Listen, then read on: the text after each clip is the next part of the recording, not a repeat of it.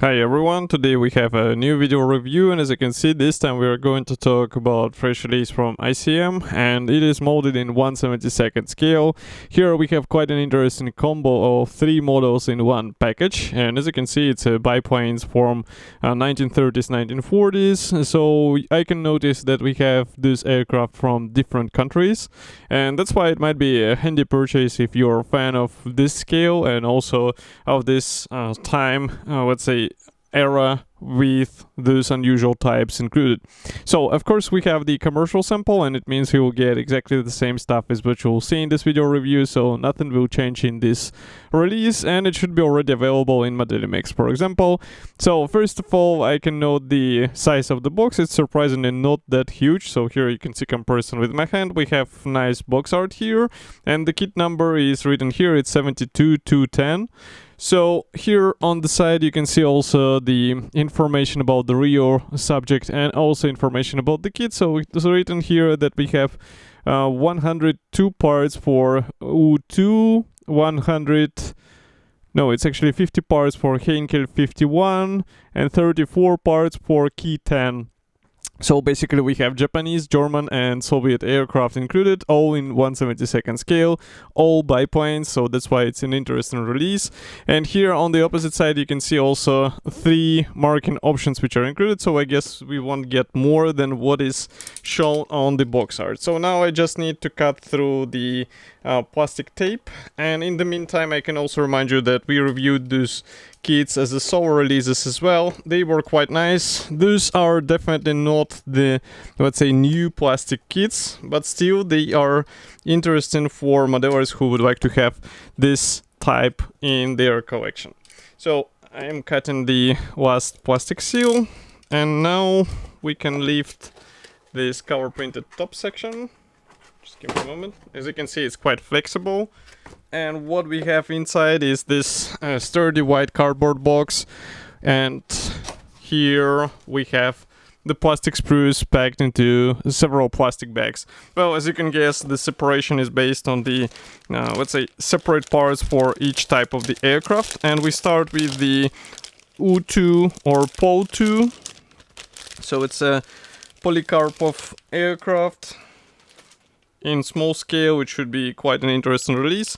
I would like to start with the clear sprue for this kit, so just give me a second. And here we have the parts. So let's zoom in, maybe open the lenses. So here we have the windscreens for the canopy. Molding quality looks good, but remember that we do not get any masks included. So in case you would like to have a nice paintwork, you have to get them by your own. And this is something what will take some time because of the size of those parts. Let's not forget that this is a 1/72nd scale. Next we continue with this plastic sprue. So here we have the external armament, let's say, or weapons for this aircraft. So those are mainly bombs and also special attachment points for the bombs. Each one should be assembled out of 2 halves. We have the guiding pins inside, so it won't be difficult thing to assemble, but still, if you compare the size to my fingertip, it's quite tiny, so that's why you have to be careful while working with those parts.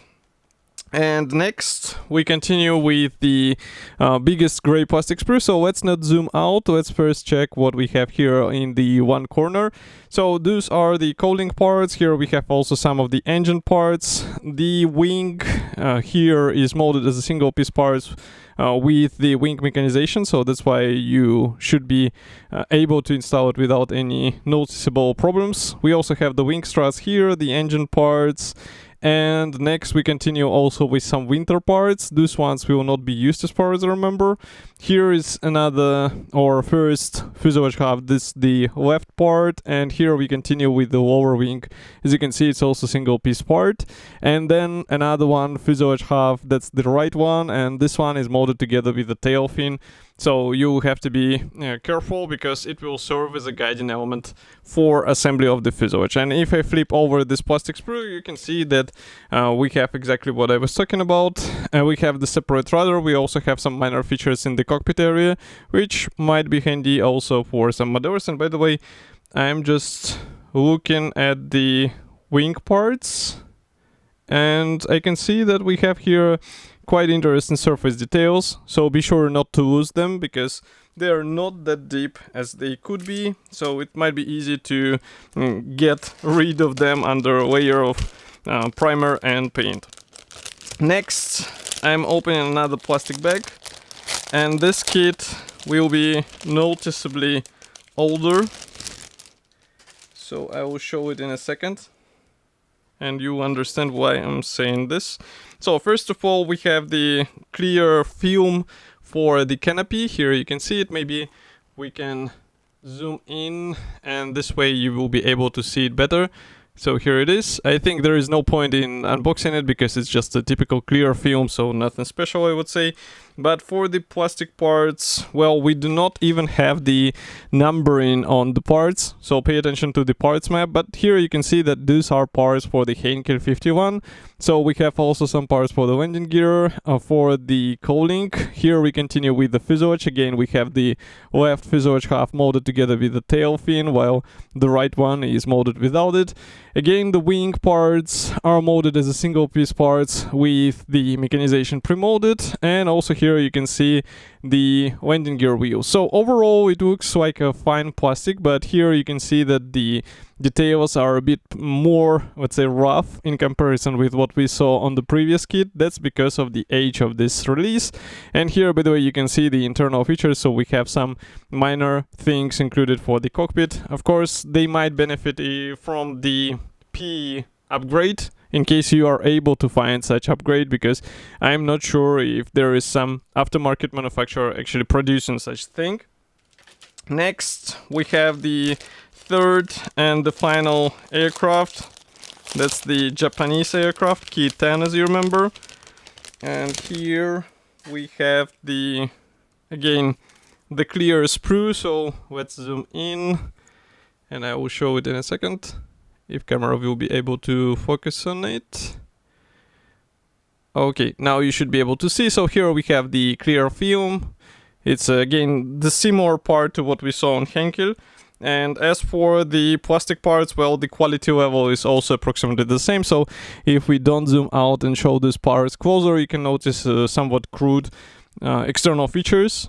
And they should look okay for 1/72 scale, but it might be a good idea also to check some drawings. Maybe you would like to have some rivets on this aircraft, maybe you would like to describe some panel lines.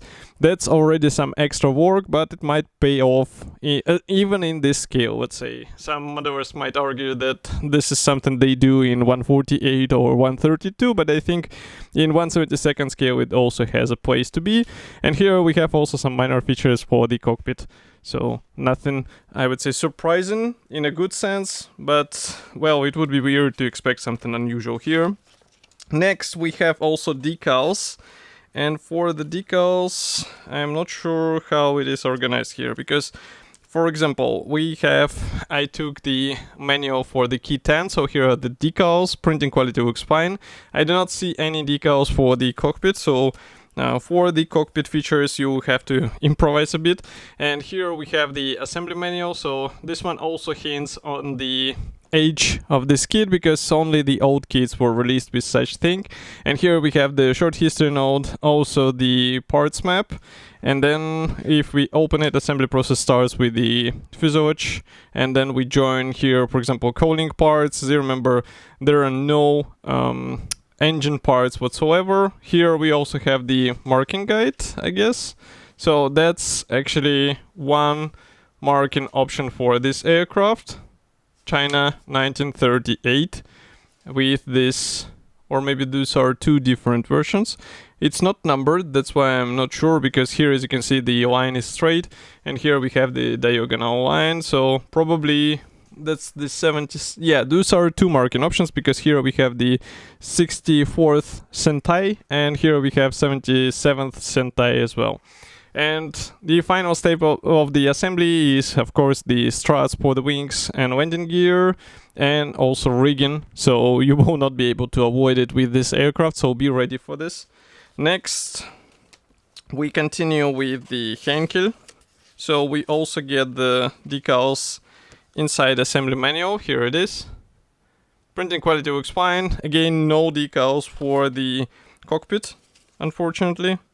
And assembly manual is pretty much the same in format. So here you can see that we have the short history note, we have the parts map, and then assembly process starts here. So as you can see, we have the assembly process pretty much similar to what we saw on Key aircraft, but here we have some cockpit features, and of course we will have to align top and bottom wings, and I guess on the last page we will have the rigging scheme here. And the marking guide includes also 2 marking options. So here we have JG 132, and here we have JG 233. So both aircraft should look interesting in 1/72nd scale, but I think the main challenge is the rigging for this type. And the same applies to this next candidate, let's say. So we also have decals inside the assembly manual. Here they are. Printing quality looks fine in my opinion, but just to show you what I meant under the age of the kit, here you can see the modern format of the assembly manual. Still we have the short history note and technical specifications, parts map, and assembly process starts with the cockpit. We also have to drill some holes in the fuselage, so don't miss this step. And next we continue with the windscreen being installed. Here it's plastic parts. We also have to drill out holes for the rigging on this aircraft. And the cockpit should be a bit more detailed in comparison with previous aircraft. So we have the winter version actually included as the assembly option for this model. And next we also have the 2 cooling options for the engine. So that's also something to check your references, because it will change the appearance of the aircraft. So here we have the first marking option, and it is also supplied in the winter camouflage. And here we have the second marking option.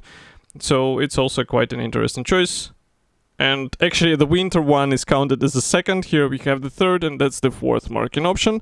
So in total we have quite a nice combo release with 3 kits in 1/72nd scale. They should be already available, so you can get it in Modelimex. And of course I will be happy to hear your opinion, so write it here in the comment section below. And I will see you in the next video review as usual. Thank you for joining me today, and bye.